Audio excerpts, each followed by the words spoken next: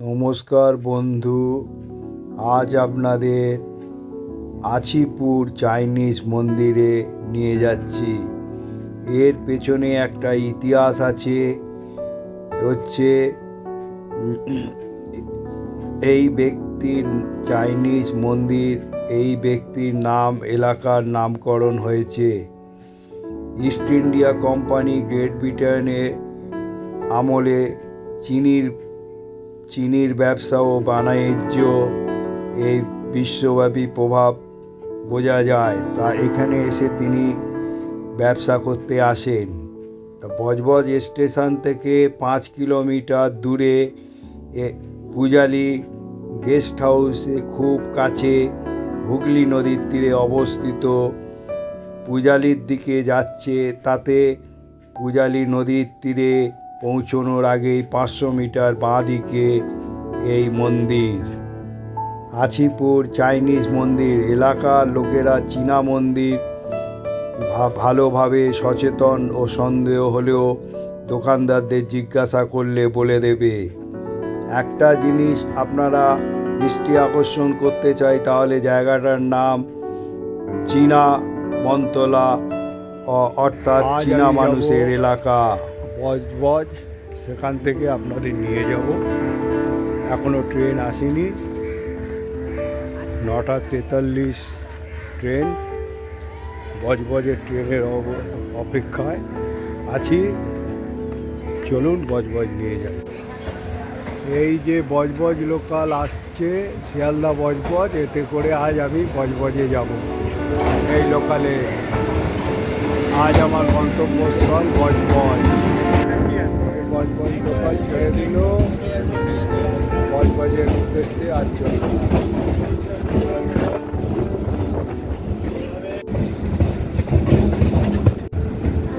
আজ আমার গন্তব্যস্থল হচ্ছে বজবজ। চলুন বজবজ নিয়ে যাচ্ছি। এই ট্রেন এখন বজবজে ঢুকছে, দেখুন। এই হলো বজবজে স্টেশনে ঢোকার মুখ।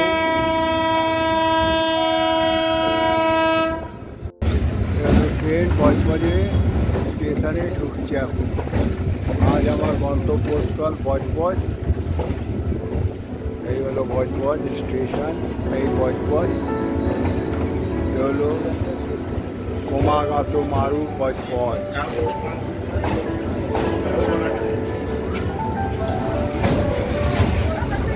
কত ভিড়, লোকে বেড়াতে যাবে।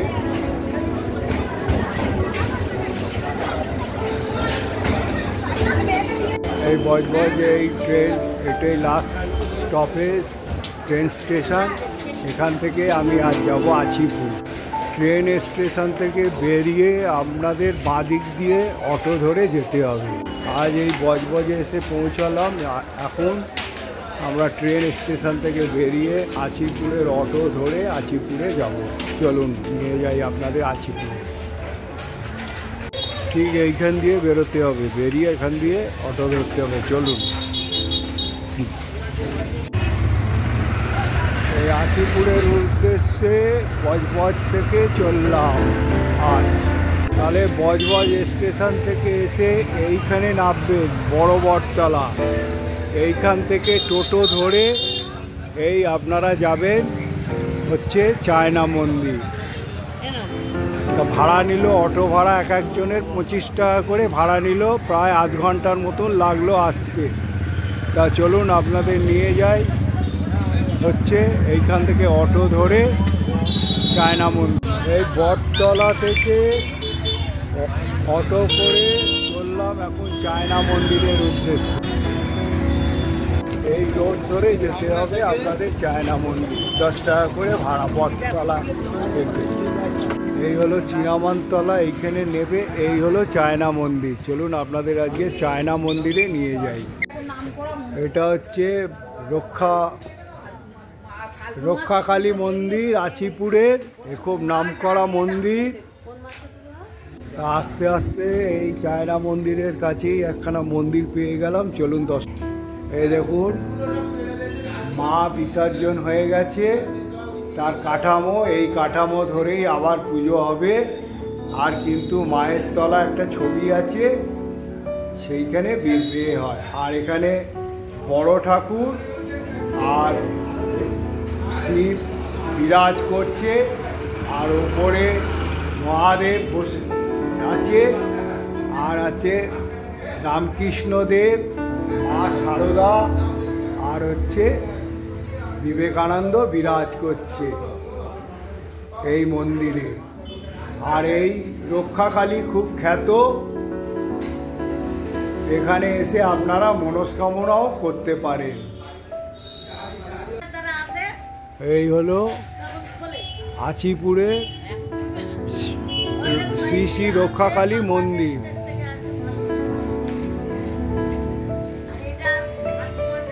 এটা হলো আছিপুর সর্বজনীন পুজো কমিটির ডালার ঘর। আর এইখানে একখানা এই সরোবর রয়েছে, এইখানে লোকে স্নান করে এই মা রক্ষাকালীর কাছে পুজো দেয়। এই সরোবর খুব জাগ্রত।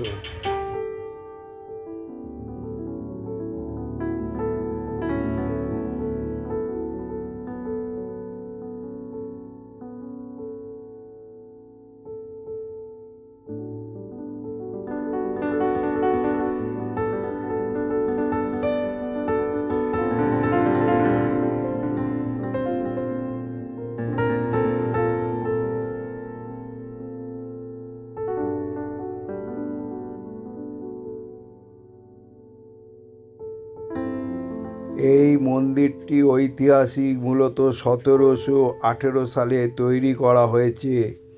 প্রবেশদ্বার শীর্ষে উল্লেখিতই আছে। যাই হোক, এই তারিখ খুব সহজজনক। সাধারণত বিশ্বাস করা হয় এই এলাকায় চীনা বসতি ছিল 1780 সালের দিকে। এইভাবে প্রায় 60 বছর স্পষ্ট পার্থক্য রয়েছে। তা মন্দিরটির আশেপাশে জমির মালিকানা রক্ষণাবেক্ষণের জন্য হং হি চিং চার্চ এর তিরেত্তি বাজারে অবস্থিত ক্লাব।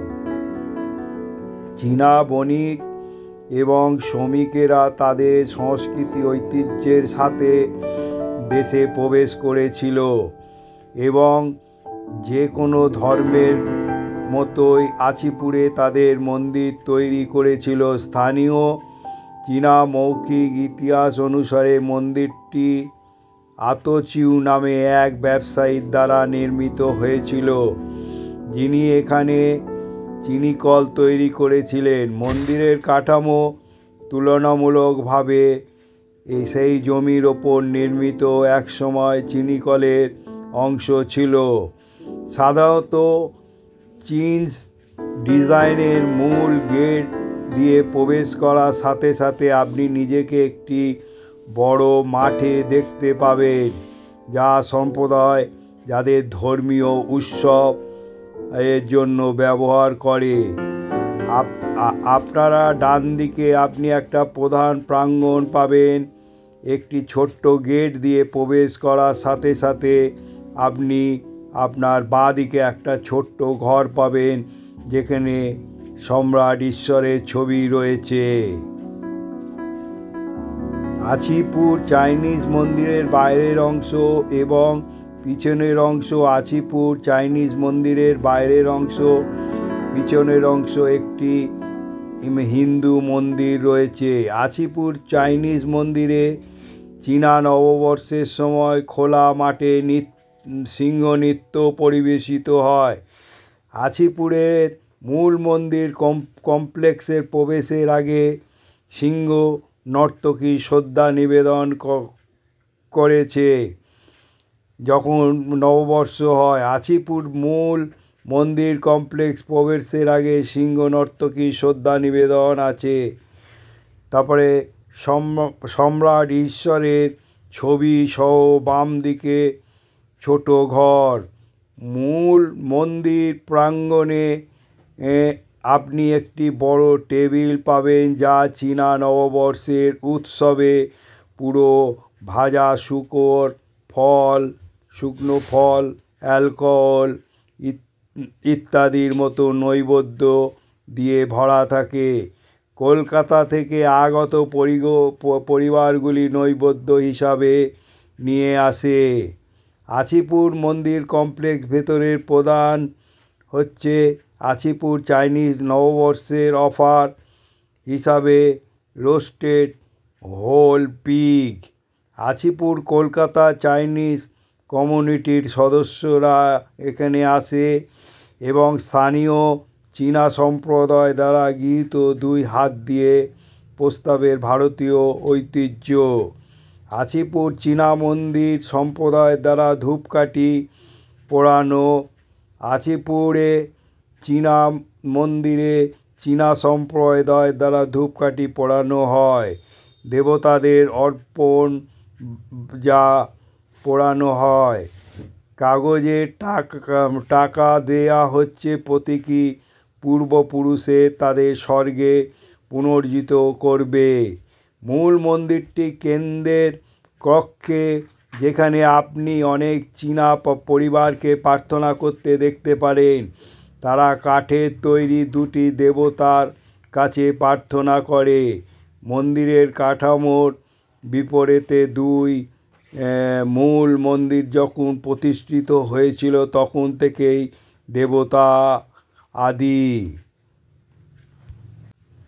স্থানীয় ক্ষুধা এবং ক্ষুদিতে এই 2টি দেবতাকে উল্লেখ করে পুরুষ ও মহিলা দেবতা। তবে চীনারা এইগুলিকে টুডিগন, তু তাই কুং, ক্ষুধা বা ধরতি পিতা, টুডিফো বা তাংফো, ধর্তিত মাতা হিসাবে উল্লেখ করে। টুডিগংকে মাটি ও মাটির প্রভু হিসাবে সম্মান করে, যখন টুডিফো তার স্ত্রী। হুগলি নদীর তীরে আছিপুরে চীনা মন্দির থেকে প্রায় 1 কিলোমিটার দূরে আতচিউয়ের একটি স্মৃতিস্তম্ভ রয়েছে। যেহেতু চীনাদের পূর্বপুরুষ পুজোর ঐতিহ্য রয়েছে, তাই আপনি যদি শত শত চীনা পরিবার চীনা মন্দির পরিদর্শন করার পরে এই স্মৃতিস্তম্ভকেও দেখতে পান, তবে অবাক হবেন না। সাধারণত এখানে ধূপকাঠি দিয়ে প্রার্থনা করেন এবং নৈবেদ্য দেয়।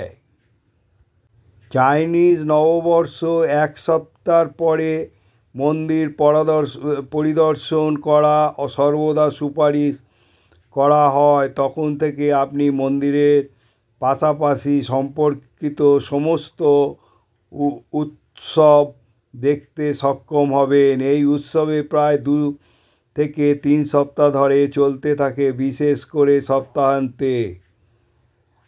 আছিপুর চীনাকলের রহস্য এবং ঐতিহাসিক রেকর্ড করা হয়েছে এই লিপিবদ্ধ ইতিহাস বলে ইয়াং দা ঝাং নামে এক ব্যবসায়ী, যিনি গুয়াংডু প্রদেশের বাসিন্দা ছিলেন, এই এলাকায় এসে বসতি স্থাপনের সিদ্ধান্ত নিয়েছিলেন।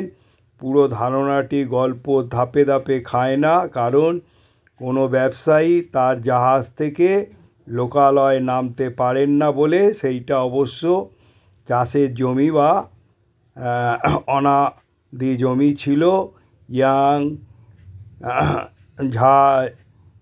ইয়াং দা ঝানা এখানে বাংলায় বিভিন্ন নামে পরিচিত ছিল, তা মূলত স্থানীয় উপভাষার সাথে মিলে গেলেও সমস্ত নাম একই শোনায়।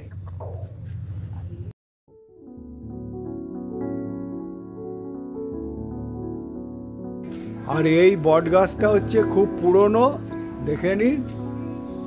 এটাও সেই 350-400 বছরের পুরনো বটগাছ।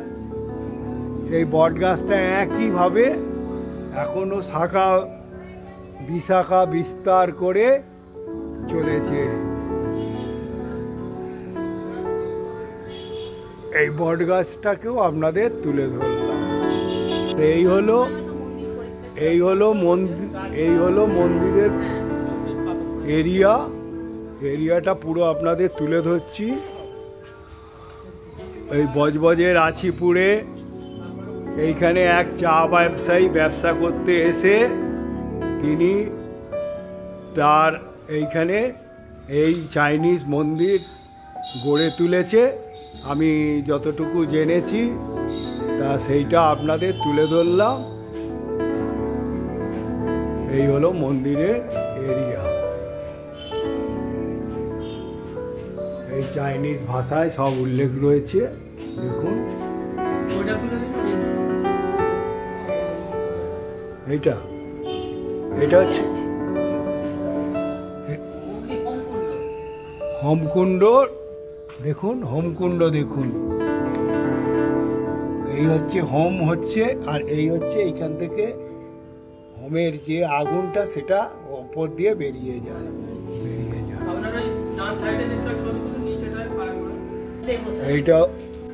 এটা হচ্ছে অগ্নি দেবতা। এই দেখুন, এই হলো অগ্নি দেবতা। এটাও আপনাদের তুলে দেব। আর হোমকুণ্ডটা দেখুন কত সুন্দর। হোমকুণ্ড কত সুন্দরভাবে হোমকুণ্ড তৈরি হয়েছে। এই হলো হোম হয়েছে দেখুন। আর এই তলা দিয়ে দেখুন, এইখান দিয়ে দেখুন, এইটা হচ্ছে এখান থেকে আগুনের ধোঁয়াটা বেরিয়ে যাবে, যেটা চিমনি জাতীয়। তার ওপর দিয়েও দেখিয়ে দিলাম আপনাদের। আর গ্রাম্য পরিবেশে এইটা গড়ে উঠেছে, দেখুন কত গাছগাছালি আছে।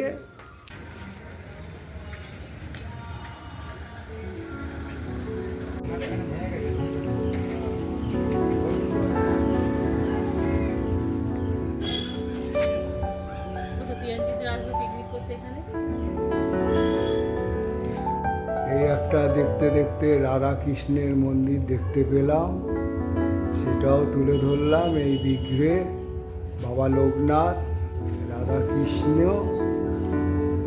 বিরাজ করছে, সেটা তুলে ধরলাম আপনাদের। এখানে একটা তুলসী মঞ্চ আছে, সেটাও তুলে ধরলাম। এই হলো মন্দিরের বাইরের অংশটা। একটা বট গাছ আছে, দেখুন সব প্রতিমাগুলো বট গাছের তলায় রেখে দিয়ে গেছে। এখানে কিন্তু এই বাগান বাড়িতে অনেকে পিকনিক করছে। এইদিকে দেখুন, শীতকালে এইখানে অনেকে পিকনিক করতে আসে বাগান বাড়িতে। ইট তৈরি হয়, দেখুন চিমনি ইটের।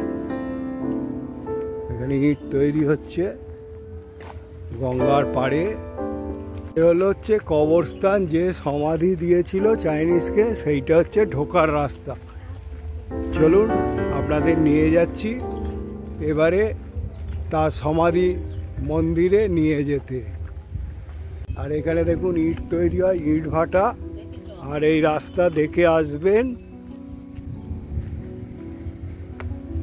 আপনাদের এই আজ আছিপুর চীনা তলায় এনেছি পূজালিতে, তার সমাধি মন্দির দর্শন করাবো। মন্দির দর্শন করিয়েছি, এবারে সমাধি মন্দির দর্শন করাবো। এই হলো যে মন্দির প্রতিষ্ঠিত করেছিল তার সমাধি মন্দির, সেটাও আপনাদের তুলে ধরলাম। এই ভাগীরথী গঙ্গার পাড়েই তার সমাধি এখানে দেওয়া হয়েছিল, কবরস্থান। এই হলো তার কবরস্থান, এটাও আপনাদের তুলে ধরলাম। তাহলে আপনারা এখানে আসলে চাইনিজ মন্দিরও দেখতে পারবেন এবং গঙ্গার মনোরম পরিবেশে মুক্ত বায়ুও পেয়ে যাবেন। দেখুন এই হলো গঙ্গা, এইখান দিয়ে গিয়েছে আপনার গঙ্গাসাগর। আর সেই জাহাজ যাচ্ছে, দেখুন কত সুন্দর পরিবেশ, মুক্ত পরিবেশ। এরম পরিবেশ পাবেন না, তাই আমি আশা করি আপনারা এখানে আসবেন সময় কাটাতে। কদবেল গাছ, এই দেখুন কদবেল হয়ে আছে।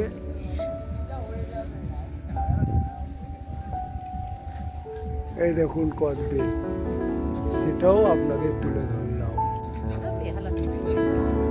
ওপারে হচ্ছে উলবেড়িয়া, আর যে উলবেড়িয়া ঘাট আছে, আনন্দময়ীর মায়ের মন্দির আছে ওপারে, এবং মনসা মন্দির আছে। ওই মনসা মন্দির খ্যাত, ওখানে অনেকে মানত করে। আপনারা এই পার থেকেও, পূজালি ঘাট থেকেও মনসা মন্দিরে রোববারে প্রচুর ভিড় হয় ওখানে। দেখুন মনোরম পরিবেশে কত সুন্দর। এখানে এখন খুব পিকনিক বাগান সব গড়ে উঠেছে, এখানে সব ভাড়া দিচ্ছে, পিকনিক চলছে।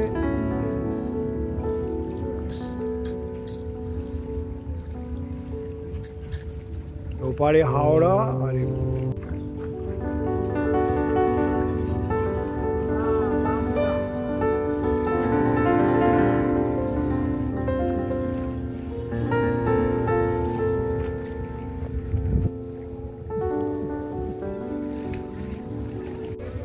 এই রকম পরিবেশে, মনোরম পরিবেশে আপনারা এখানে শীতকালে সময় কাটাবার জন্য এসে সময় কাটাতে পারেন। গাছগাছালি, গঙ্গার পার পেয়ে যাবেন, কত সুন্দর। আপনারা ডাকঘর থেকেও ম্যাজিক গাড়ি করে বটতলা এসে, আছিপুর বটতলা এসেও যেতে পারেন। এই আমি ফেরার সময় এই ম্যাজিক গাড়িতে ফিরছি, 28 টাকা ভাড়া নেবে।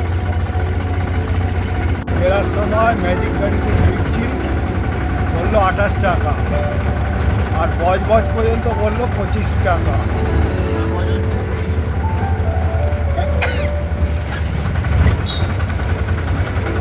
আর যদি ডাকঘর থেকে আসেন তাহলে 35 টাকা ভাড়া, বটতলা আছিপুর। তারপরে ওখান থেকে টোটো নিয়ে 10 টাকা ভাড়া দিয়ে আপনাকে ওই চায়না মন্দিরে যেতে হবে। বন্ধু, আজ আপনাদের এই আছিপুরের চাইনিজ মন্দির দর্শন করালাম। এখানে কিন্তু আসবেন, ফোন করে আসবেন, নালে সবসময় মন্দির বন্ধ থাকে। আর ফেব্রুয়ারি মাসে আসলে খোলা পাবেন, কেন ওদের তখন বাৎসরিক ইয়ারলি উৎসব হয়, আর 3টে রোববার। তাই গোপালবাবুর ফোন নাম্বার দিয়ে দেবো আপনাদের, গোপালবাবুকে ফোন করে আসবেন, নালে কিন্তু ফিরে যেতে হবে। আর এইটা যত এই যে আমাদের মানে বজবজ থেকে আছিপুরে যে চাইনিজ মন্দির আছে, এটা অনেকেই জানে না। তাই একটা করে লাইক করবেন, যত শেয়ার করবেন লোকে জানতে পারবে। আর যারা এখনও সাবস্ক্রাইব করেননি, তারা যদি আইকন বোতামটা টিপে দেন, সাবস্ক্রাইব করে রেখে দেন, তাহলে আমি যখনই কোনো ব্লগ বানাবো আপনারা পেয়ে যাবেন। আপনারা ভালো থাকুন, সুস্থ থাকুন, এই বলে আমি শেষ করলাম। আপনার মামায় এবারে আমি গন্তব্যস্থলের দিকে রওনা দেবো।